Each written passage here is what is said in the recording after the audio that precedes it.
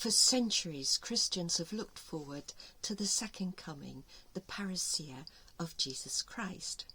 Now, the word parousia is most interesting. The Apostle Paul uses it in 1 Corinthians 16 and verse 17.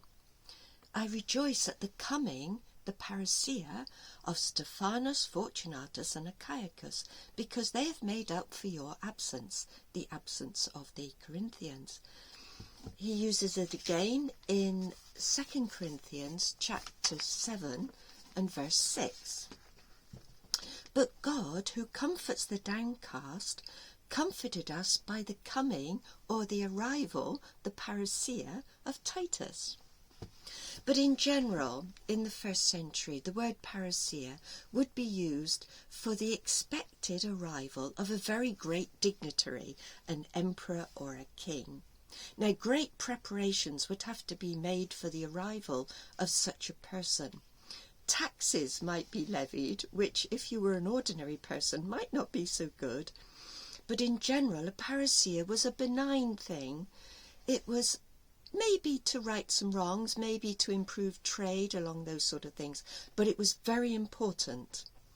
Sometimes a parousia might be commemorated by the minting of coins. Apparently, the Emperor Hadrian's visits or travels could be followed by his arrival at various places because they kept minting coins for his arrivals. So the word was very apt for the arrival of our King Jesus Christ. Very, very welcome, and preparations need to be made for such an arrival. Now, this parousia would not be terribly welcome for everybody, as it says in 2 Thessalonians, which I'll find in a minute, chapter 2 and verse 8. Then the lawless one will be revealed, whom the Lord Jesus will destroy with the breath of his mouth and bring to nothing by the appearance of his coming or his parousia. Now there's another parousia mentioned here. The coming of the lawless one is by the activity of Satan with all power, false signs and wonders, with all wicked deception.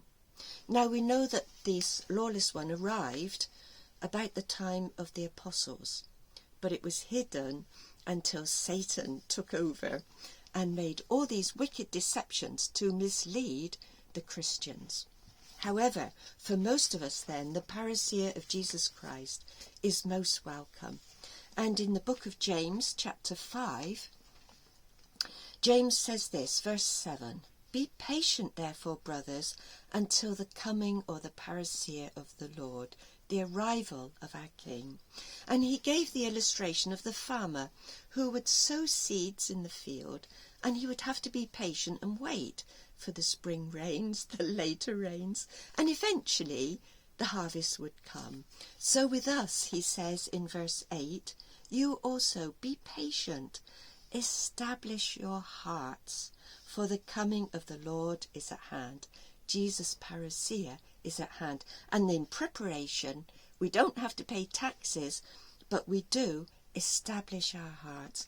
Keep in expectation of this visit, this arrival of our King. So, in view of all this, I just can't see that Watchtower's translation of this as presence is a good translation. I can't find anyone else that would translate it in that way. However, you might have some thoughts on this. But the important thing is to keep in expectation and keep preparing for the visit, the arrival of our dear King, Jesus Christ. Thanks for watching and God bless.